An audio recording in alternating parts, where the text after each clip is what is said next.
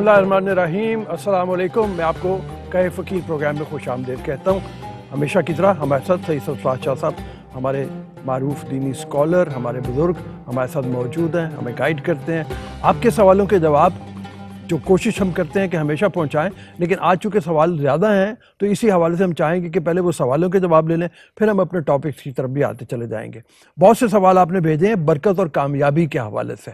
تو شاہ صاحب، یہ پہلا سوال ہی ہے کہ مسلمان وہ کہتے ہیں جب اپنے بھائی کو ملتا ہے تو وہ کہتا ہے السلام علیکم ورحمۃ اللہ وبرکاتہ، اس کے اوپر برکت بھیج رہا ہے۔ اسی طرح سے وہ کہتے ہیں کہ ہم رسول اکرم صلی اللہ علیہ وسلم کے بارے میں بھی جس وقت کرتے ہیں اللہم بارک علی محمد جی وعلی آل محمد کما بارکتا۔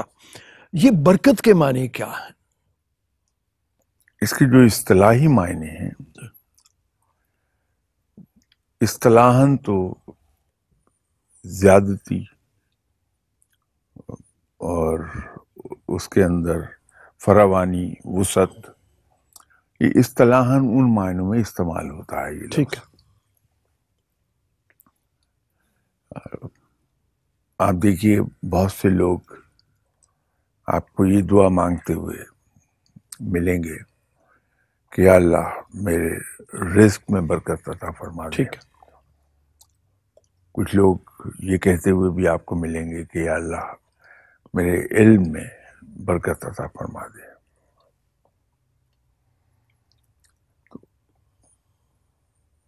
ویسے اگر دیکھیں اپنے ہم گھروں میں بچپن سے ایک بات والدین سے سنتے تھے کہ گھر میں برکت نہیں ہے، یا فلاں کے رزق میں برکت نہیں ہے، انکم تو بہت ہے لیکن برکت نہیں ہے۔ تو میں ذاتی طور پہ اگر کسی سے کہوں گا تو میں بھی یہی عرض کرتا ہوں کہ آپ برکت کی دعا مانگیے کہ یا اللہ تو ہمارے کام میں برکت عطا فرما دے، ہمارے علم میں برکت عطا فرما دے، اور ہمارے رزق میں برکت عطا فرما دے۔ تو برکت ہمارے یہاں تو اصطلاحاً ان معنوں میں استعمال ہوتا ہے۔ ٹھیک۔ سوال کا دوسرا حصہ جو ہے وہ یہ ہے کہ کیا یہ برکت کامیابی کی دعا سے مختلف ہے، یا اسی طرح سے ہمیں دعا مانگنی چاہیے کہ صرف برکت کے لیے، اور کامیابی جو ہے وہ دنیاوی چیز ہے ایک؟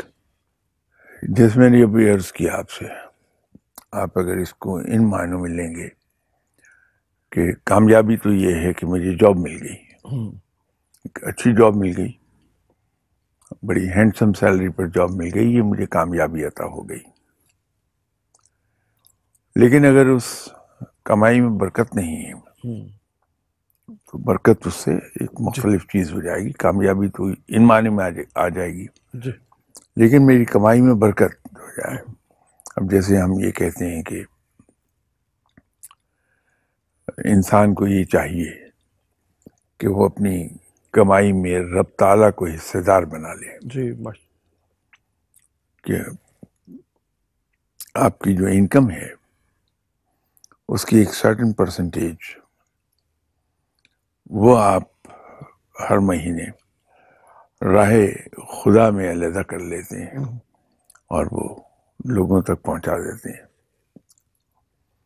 تو کمائی میں بہت برکت آتی ہے، رزق میں بہت برکت آتی ہے، گھر میں اور چیزوں میں بھی برکت آتی ہے، حتیٰ کہ کامیابی میں بھی برکت آ جاتی ہے۔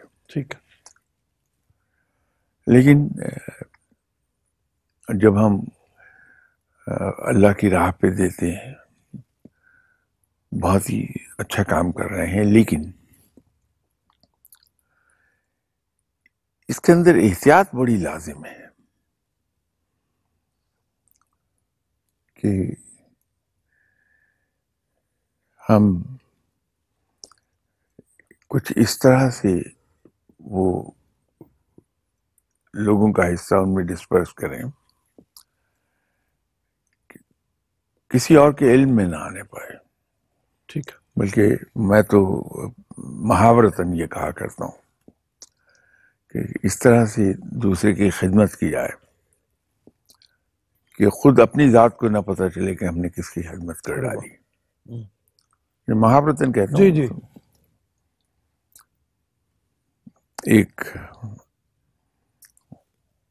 जमाने में एक वजीर आला साहब तशरीफ लाए मेरे पास, उनकी मेहरबानी। तो मैं जहाँ, हम उसमें आपस में बातचीत कर रहे थे मुख्तलिफ चीज़ों पर, तो एक मैंने उनसे गुजारिश की है और उनकी मेहरबानी है कि उन्होंने उस पर अमल किया। फिर तो मैंने उनसे ये अर्ज़ की थी कि ये जो आप मुस्तहकीन में चेक्स तकसीम करते हैं, वो आप इन कैमरा करते हैं और वो टेलीकास्ट हो रहा होता है हर जगह, वो बजाय नेकी के वो तो दोहरा जुर्म हो गया। अच्छा। एक तो उसमें दिखावा आ गया जो बहुत बड़ा जुर्म है, दूसरा आपने उस आदमी की इज्जत नफ्स का जनाजा निकाल दिया। तो मैंने उनसे रिक्वेस्ट की कि ये काम ना कीजिए। और फिर सबसे बड़ी बात ये है कि जो पैसा आप दे रहे हैं, जो चेक दे रहे हैं, वो आप अपनी जेब से नहीं दे रहे, आपका जाती नहीं है। ठीक है। ये हुकूमत पाकिस्तान का खजाना है, बिल्कुल सही है। जिसमें से आप दे रहे हैं। तो आपको कोई हक नहीं है कि आप एक पाकिस्तानी को, जो इस मुल्क का शहरी है, जिसका पूरा हक है हुकूमत पाकिस्तान के खजाने पे, उसमें से कुछ इस तरह से दें कि उसकी शक्ल तमाम चैनल की स्क्रीन पे नजर आ रही है। वहीं बैठे बैठे मुझे कहा कि आइंदा नहीं होगा, और फिर वाकई नहीं हुआ। ठीक है। तो जो हम अल्लाह के नाम पे देते हैं, ये तो हुकूमत पाकिस्तान की बात थी, जो हमारी अपनी ज़ात की बात है। तो ये एहतियात बहुत लाजिम है, ठीक, कि हम इतने खुफिया तरीके पर दूसरे की खिदमत करें कि खुद अपने आप को पता न चलने दें कि हमने किसकी खिदमत की है। ठीक है। एक पहलू तो ये है। दूसरा ये है कि जब हम किसी की खिदमत करते हैं अल्लाह के नाम पर, तो हम ये तवक्को न रखें कि वो जवाबन हमारा मशकूर होगा या वो सबमिसिव हो जाएगा या और कुछ नहीं तो हमारा लिहाज जरूर करेगा। तो ये इस तरह की तवक्को उससे न रखें, बल्कि उसको हम एहसास ये होने दें कि शायद तुम्हारी ये खिदमत करके हमारा मकाम तुमसे नीचे है, अदरवाइज ये इंसानी शायद फितरत में है कि जिसकी हम कोई खिदमत करेंगे तो we start looking down upon him. ठीक। इससे बचना चाहिए, बचना है हमें हर हाल में। ठीक। और दूसरे एक और चीज मैं अर्ज कर दूं कि शायद सुनने वालों को इस पर एतराज होगा कि मैं ये क्या खिदमत कर रहा हूं बजाय मदद के। तो हमें इस पर एक एहतियात करनी चाहिए। ठीक है। हम इस पोजीशन में नहीं हैं कि हम किसी को कुछ दे सकें, ना हम इस पोजीशन में हैं, हमारा मकाम वो नहीं है। ठीक, कि जहां हम किसी की मदद करें या किसी को कुछ दें। ज्यादा से ज्यादा जो हम कर सकते हैं वो ये है कि हम अपने किसी भाई की खिदमत कर दें, इसलिए कि जो कुछ हमारे पास है वो हमारा अपना नहीं है, ये रब का अता करदा है। जी बिल्कुल। और जो कुछ रब ताला हमें अता फरमा रहा है उस पर मेरा इतना हक है कि जिसमें मैं अपनी फैमिली की जायज़ ज़रूरियात एहसन तरीके से पूरी कर दूं। मेरी अपनी جائز ضروریات احسن طریقے سے پوری ہو جائیں تو ایک کمفرٹیبل لائف. جو میں کمفرٹیبل کہتا ہوں تو وہ اسراف والی زندگی نہیں ہے. ریزنیبل لمٹس کے اندر. ٹھیک. تو جو بچ رہتا ہے میرے پاس وہ دوسروں کا حق ہے ان کو چلا جائے. تو ان اے وے جو آدمی مجھ سے اپنا حق آ کے وصول کر کے لے جاتا ہے وہ ان اے وے میں مجھ پر احسان کر رہا ہے. اچھا. کہ اس نے مجھے اس زحمت سے بچا لیا کہ میں کہاں تلاش کرتا پھرتا. وہ آیا مجھ سے لے گیا اور ایک احسان اور کر کے گیا ہے وہ. تو اس لیے میں دینے کی بات نہیں کرتا. ٹھیک. کہ جب وہ مجھ سے آ کے لے کے گیا، فرض کر لیجئے وہ 1 روپیہ لے کے گیا ہے تو رب تعالیٰ سے مجھے 10 مل جانے ہیں اسی دنیا ہی میں. تو وہ انفیکٹ مجھ سے کچھ لے کے نہیں گیا، مجھے دے کر گیا ہے 9 روپے. ٹھیک. تو مجھے تو اس کا احسان مند ہونا ہے. یہ ایک اس کے اندر تھوڑی سی ہماری جو سوچ ہے اس کو ٹھیک کرنے والی بات ہے کہ ہماری نیکی نیکی رہ جائے، وہ نیکی ضائع نہ ہونے پائے کسی طرح. ٹھیک. تو اگر ہم کسی کے لیے کچھ کرتے ہیں، کسی کی خدمت کرتے ہیں، تو یہ چیزیں ہمارے ذہن میں بڑی کلیئر ہونی چاہیے کہ یہ بندہ ہم پر احسان کر رہا ہے، یا ہم سے لے کے نہیں جا رہا، کچھ دے کر جا رہا ہے. ایسے دو کہ اپنے آپ کو بھی پتہ نہ چلے. یہ بات بڑی مطلب دل کو لگی ایک طرح سے، جیسے میں خامد سننے والے ہر آدمی کے دل کو لگی ہوگی. اس سے کیا مراد یہ لے رہے ہیں کہ وہ جب آدمی کسی کو دیتا ہے تو اپنے اندر ہی ایک تفاخر کی چیز آ جاتی ہے کہ دیکھو میں نے کتنا بڑا کام کیا، میں نے کسی کو کچھ دیا. اس سے اپنے آپ کو بچانا ہے. وہ یہ ہے کہ دیکھیے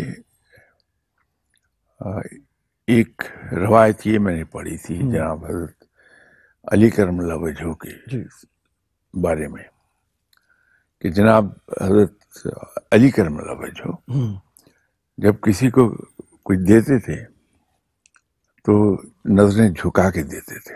اچھا. اس کے چہرے پر دیکھتے ہوئے نہیں دیتے تھے کہ وہ لینے والا شرمندہ نہ ہو. ٹھیک ہے. تو جب ہم اس انداز میں دیتے ہیں اور پھر اگلے لمحے بھلا دیتے ہیں تو ہماری نیکی نیکی رہ جاتی ہے. وہ جو ایک احساس تفاخر آپ نے بات کی جی. وہ آپ کے پروڈیوسر صاحب پھر اعتراض کریں کہ آپ نے بڑا موٹا لفظ استعمال کیا تھا. تو وہ جو احساس تفاخر پیدا ہوتا ہے ہمارے اندر، اس کو کرب کیا جانا چاہیے کیونکہ وہ انتہائی خوفناک چیز ہے. جی. وہ خوفناک اس سینس میں ہے کہ ہماری نیکی اس وقت تک نیکی رہتی ہے جب تک کہ ہمیں یہ احساس نہیں ہوتا کہ میں نیکی کر رہا ہوں. اچھا. ہماری نیکی اس وقت تک نیکی رہتی ہے جب تک کہ ہمیں احساس نہیں ہو جاتا کہ میں میں نیکی کر رہا ہوں. جہاں یہ احساس آیا کہ میں نیکی کر رہا ہوں تو میرے اندر ایک فخر کا احساس پیدا ہو جائے گا. ٹھیک ہے. وہ مجھے تکبر کی طرف لے جائے گا. ٹھیک ہے. اور ایک بار تکبر آیا تو میں تو گیا. اس لیے میں ایک عرض کیا کرتا ہوں ہمیشہ کہ نیکی میں اور تکبر میں صرف ایک ہیئر لائن ڈفرنس ہے، اور وہ ہیئر لائن ڈفرنس یہی ہے کہ یہ احساس نہ ہونے پائے. یہی احساس رہے کہ میں زندگی میں کچھ کر نہیں سکا معاشرہ گناہوں کے. اگر یہ جنرلی ایک تو ہے زبانی کلامی، اگر جنرلی یہ احساس رہا میرے اندر کہ میں زندگی میں سوائے گناہوں کے کچھ کر نہیں سکا تو یہ چیز مجھے مہمیز کرتی رہے گی نیکی کی طرف جانے کو کہ میں نیکی زیادہ سے زیادہ کروں. یہ جیسے علم کے بارے میں آپ کے ساتھ ایک پروگرام میں بات ہو رہی تھی میری، تو میں اس میں یہ عرض کر رہا تھا کہ جو شخص کم علم ہوگا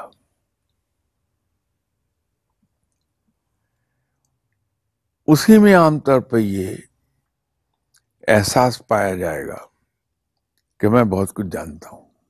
ٹھیک ہے. اور جو واقعی علم والا ہے وہ ہمیشہ اسی ایک احساس میں مبتلا رہتا ہے کہ میں کچھ سیکھ نہیں سکا, کچھ جان نہیں سکا.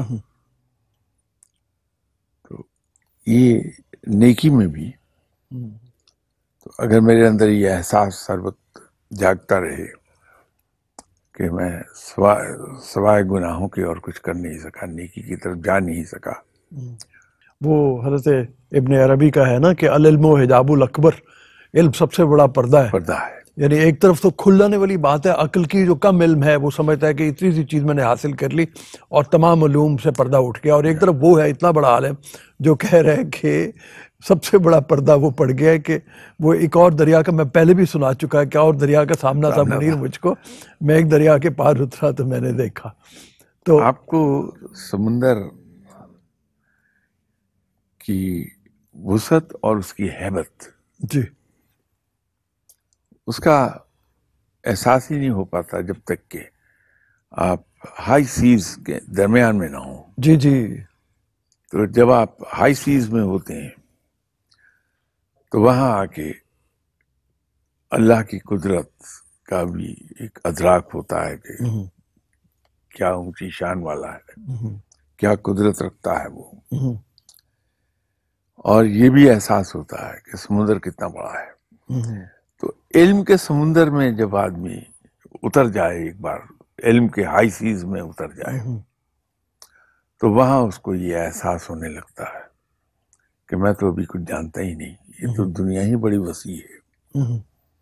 تو جہاں تصوف کے بارے میں ایک چیز میں عرض کرتا ہوں کہ یہ وہ راہ ہے جس کی منزل تک کوئی نہیں پہنچتا, اس پر چلنے والا ہمیشہ راہ رو ہوتا ہے. اچھا.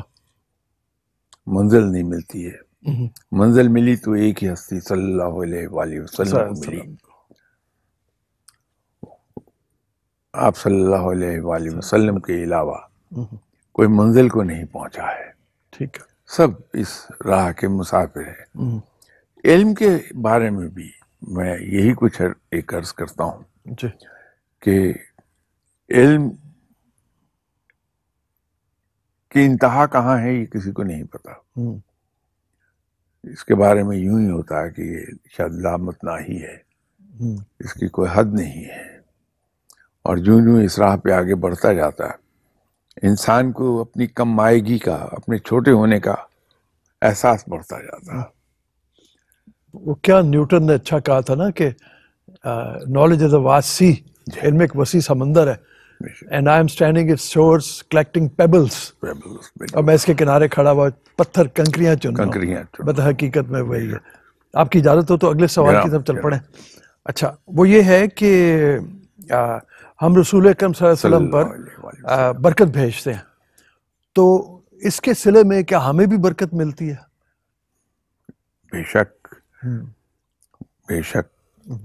آپ صلی اللہ علیہ وسلم پر جو آدمی درود و سلام بھیجتا ہے, جی, یہ برکت اسی درود شریف کا حصہ ہے, درود ابراہیمی میں. تو وہ تو نوازا جاتا ہے بندہ رب کی طرف سے بھی. ٹھیک ہے. اس لیے کہ ہم رب تعالیٰ کے محبوب صلی اللہ علیہ وسلم پر درود و سلام بھیج رہے ہیں, ان کو برکت بھیج رہے ہیں, تو اس کا انعام تو بہت بڑا ہے. ایک تو میں سب سے بڑی چیز یہ ہے عام آدمی کے لیے جاننا کہ رسول اکرم صلی اللہ علیہ وسلم کو ہماری ضرورت نہیں ہے برکت کی. بے شک نہیں, یہ ہماری ہی ضرورت ہے کہ ہم برکت بھیج رہے ہیں اور درود و سلام بھیج رہے ہیں. وہ اس سے بہت ماورا ہے. جی, بہت بلند ہے. یہ تو ہم جب درود شریف پڑھتے ہیں, آپ صلی اللہ علیہ وآلہ وسلم پر درود و سلام بھیجتے ہیں, تو در حقیقت وہ ایک اظہار احسان مندی ہے. کہ آپ صلی اللہ علیہ وسلم نے ہم تک رب تعالیٰ کا پیغام میں نے ہی اسی طرح پہنچایا جیسے دیا گیا تھا. ٹھیک ہے. تو وہ جو ایک سلامتی کا راستہ آپ صلی اللہ علیہ وسلم نے ہمیں دکھا دیا، اس کے احسان مندی کے اظہار کے طور پہ، ورنہ آپ صلی اللہ علیہ وسلم تو ان چیزوں سے بہت بلند ہیں. جی. انہیں قطعاً یہ ضرورت نہیں ہے. ہم نے یہ کیوں سمجھ لیا ہے کہ برکت سے مراد زیادہ پیسہ یا امیر ہونا ہے؟ راؤ صاحب، میرا خیال ہے کہ I may be wrong، جی. کہ یہ جو ہماری ہر دعا، ہر کام، ہر چیز وہ ریوالو کرتی ہے دنیاوی چیزوں کے ارد گرد. یہ جو ایک ہم ٹرانزیشن سے گزرے ہیں، ایز اے نیشن گزر رہے ہیں رات ربی. آپ دیکھیے کہ جو 1947 میں ہمارے یہاں مورل ویلیوز پائی جاتی تھی، جی. یا مورل ویلیوز تو اب بھی ہیں، جو اہمیت مورل ویلیوز کو تھی وہ یوں تھی کہ دنیاوی چیزوں کی ضرورت تو تھی کہ وہ ضرورت کی چیز ہے، لیکن اس کا آبسیشن نہیں تھا ہمیں کبھی بھی. آپ اس سے اندازہ لگائیے کہ کسی شخص کا بیٹا اگر بری صحبت میں جانے کے نتیجے میں ایک ڈفرینٹ پرسنالٹی ہو جاتا تھا، تو فیملی شرم کے مارے محلہ چھوڑ جاتی تھی کہ ہم محلے والوں کو فیس نہیں کر سکتے کہ ہمارا بیٹا ایسا نکل آیا. رشوت اس وقت بھی تھی، گرچہ بہت ہی کم اسکیل پر تھی. تو رشوت لینے والا منہ چھپاتا پھرتا تھا اپنی اولاد سے، اپنی فیملی سے، رشتہ داروں سے، محلے والوں سے. جی. یہ اس کا ایک ہلکی سی جھلک ہے جو اس وقت، کیونکہ اس وقت مورل ویلیوز زیادہ معنی رکھتی تھی ہمارے لیے. لیکن وہ جو ٹرانزیشن سے گزر رہے ہیں ہم، تو یہ جو ہمارا 70-72 سال کا سفر ہے، تو یہ تبدیلی آ گئی کہ مورل ویلیوز کو ہم نے قرآن کی طرح ایک خوبصورت کپڑے میں لپیٹ کے تاکچے میں رکھ دیا، بلند تاکچے میں. وہ موجود ضرور ہیں، لیکن ان کی امپورٹنس ہماری زندگی سے چلی گئی ہے. جب میں یہ بات کر رہا ہوں تو خدا خواستہ میرا مطلب یہ نہیں ہے کہ ہم سبھی ایسے ہو گئے، میں میجورٹی کی بات کر رہا ہوں. جی. جی. ورنہ الحمدللہ آج بھی ہمارے یہاں 20-25% ایسے لوگ مل جائیں گے جن کے نزدیک مورل ویلیوز انتہائی اہم ہیں. لوگ موجود ہیں، لیکن میجورٹی کی ہم بات کرتے ہیں. ٹھیک. تو میرے نزدیک وہ جو ایک شفٹ ہوا ہے، میرا فوکس مورل ویلیوز سے ہٹ کے میٹیریل چیزوں پر گیا. اس کے نتیجے میں یہ ہو گیا کہ ابھی آپ رب سے جب ہم مانگ رہے ہوتے ہیں، دعائیں کر رہے ہوتے ہیں، تو ذرا دیکھیے کہ ایک بڑی پرسنٹیج ہم میں لوگوں کی دعا کیا ہے. میں بھی یہی دعا مانگتا ہوں کہ اللہ میرا یہ دنیاوی کام کر دے، یا اللہ میری پوسٹنگ فلاں جگہ ہو جائے، یا اللہ مجھے یہ پروموشن مل جائے، یا اللہ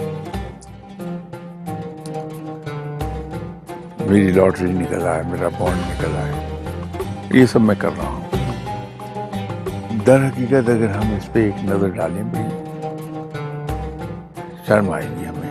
ہم اپنی زندگی میں اس وقت 4 گھنٹے کام کرتے ہیں کہ ہماری کار چلے، 2 گھنٹے کام کرتے ہیں کہ ہمارا اے سی چلے، 3 گھنٹے کام کرتے ہیں کہ کچن چلے، ساری دن ہم نے اپنا اگر گزار لیا تو پتہ چلے 24 گھنٹے میں 12 14 15 گھنٹے ہم موٹر سائیکل چلانے، کار چلانے، اے سی چلانے اس کے لیے کام کر رہے ہیں.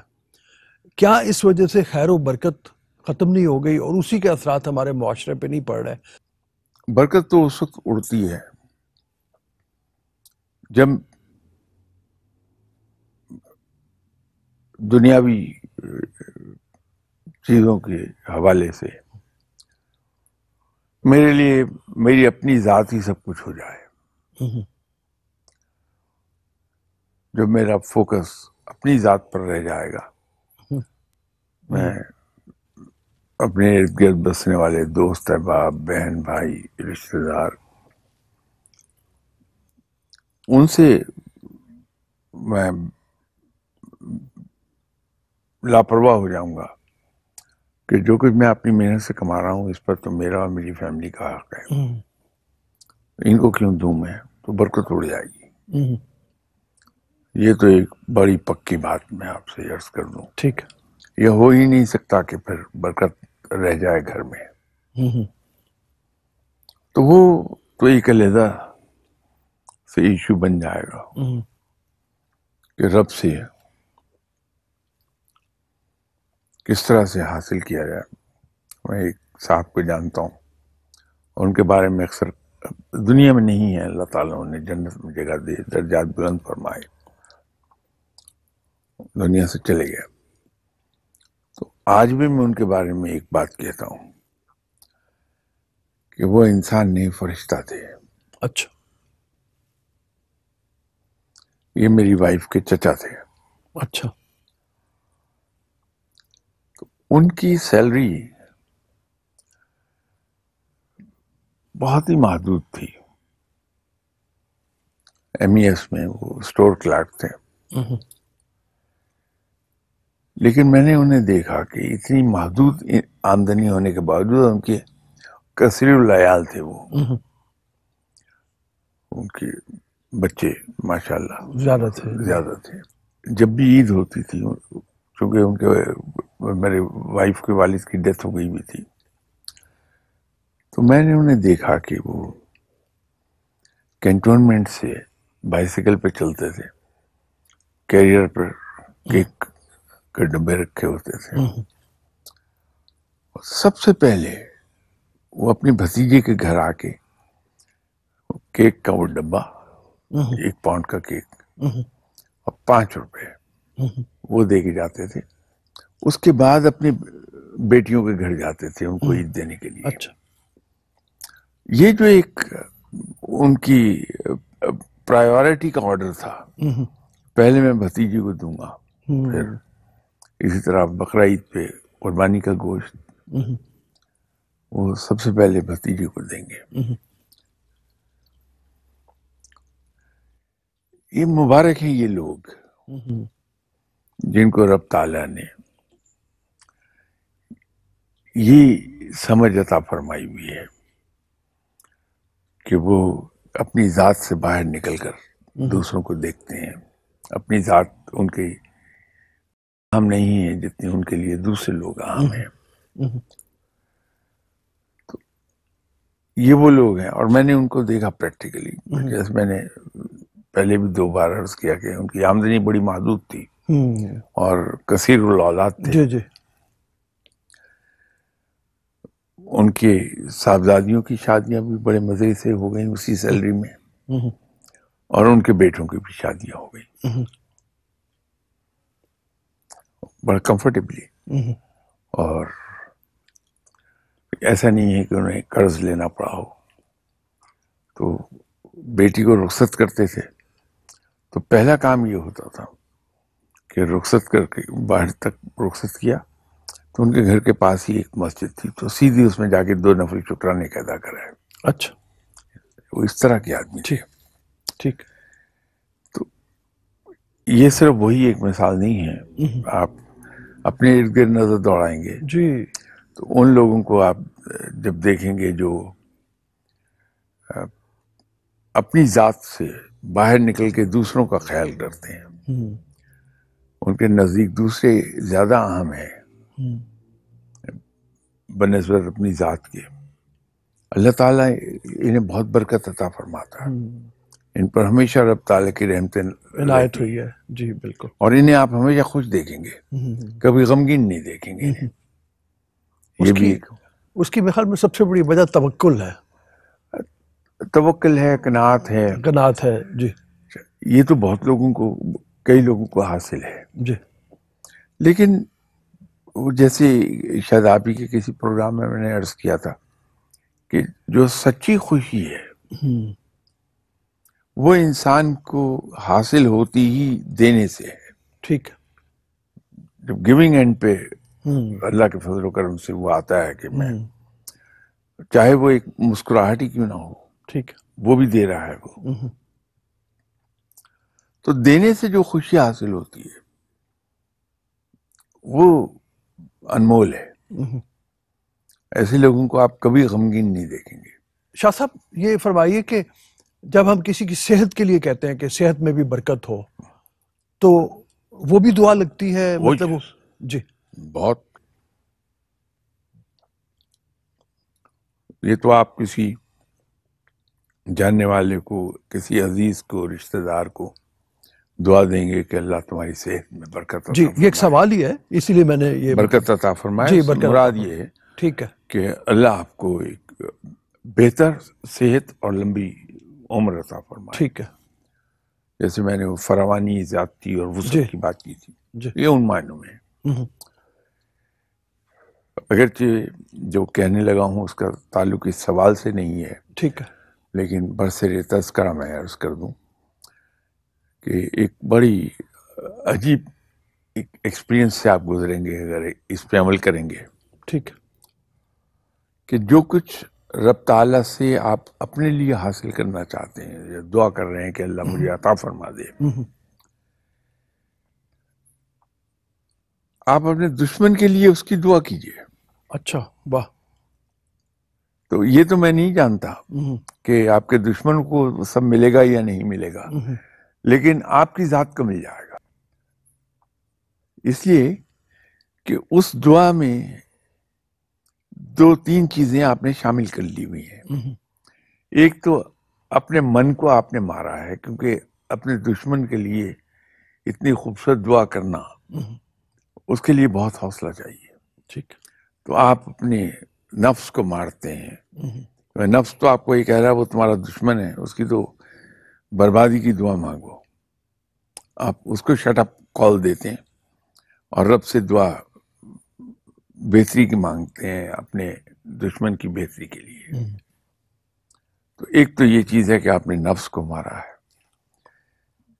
دوسرا, آپ کو پتا ہے کہ وہ میرا دشمن ہے, تو یہ دعا آپ کی بے لوث ہے, اس سے آپ کو توقع کچھ نہیں ہے, کیونکہ وہ آپ کی دعا جو دل سے نکل رہی ہے اس کو تو آپ کا دشمن نہیں سن رہا, جو وہاں گڈ ول پیدا ہوگی. یہ تو اسی وقت مانگیں گے اللہ سے دعا جب آپ یہ چاہیں کہ میں جس ہستی صلی اللہ علیہ وآلہ وسلم کا امتی ہوں, آپ صلی اللہ علیہ وسلم کی سنت ہی یہی تھی کہ دشمن کے لیے بھی دعا کی ہے, تو میں اس سنت پہ عمل کر رہا ہوں. ٹھیک ہے. اگر آپ اجازت دیجیے, ہمارے پروگرام کا وقت یہاں پہ ختم ہو گیا. اس کا جو شاہ صاحب نے بات کی کہ اگر آپ دعا مانگے تو اپنے دشمن کے لیے دعا مانگے ساتھ میں, اور یہ چاہیں کہ اس کو بھی اللہ تعالیٰ عنایات سے بھرپور زندگی دے, اس کی دعا سے, اسی دعا سے آپ کو بھی بہت کچھ ملے گا. میرے خیال میں یہ سبق سیکھا جانا چاہیے اور اسی پہ عمل کریں. اپنے آپ کو ماریں گے, اپنی انا کو ماریں گے, تو ہی اس میں بہتری اور فلاح کا راستہ ہے. ابھی اجازت دیجیے, اللہ حافظ.